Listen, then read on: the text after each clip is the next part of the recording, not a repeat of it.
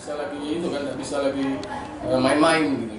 Pengamat komunikasi lingkungan dari UIN Raden Patah Palembang, Yenrizal Tarmizi, mengatakan kebakaran hutan dan lahan di Sumatera Selatan harus dilakukan bersama oleh pemerintah daerah sejak tahap pencegahan.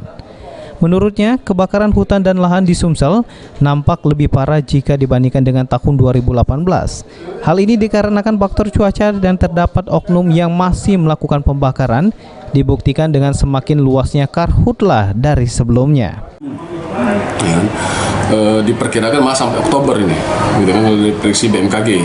Nah, artinya cuaca juga sangat menentukan sekali, gitu kan, sehingga luasan kebakaran itu lebih parah, gitu kan.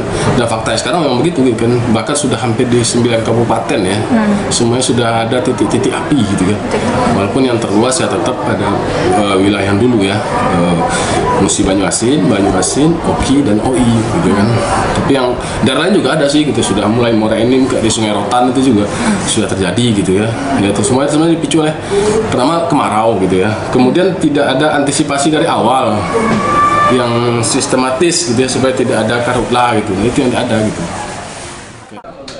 Faktor lainnya, kurangnya antisipasi yang sistematis sejak awal dalam menghadapi kebakaran lahan, termasuk tidak ada fokus pembangunan berbasis pencegahan karhutlah oleh pemerintah daerah.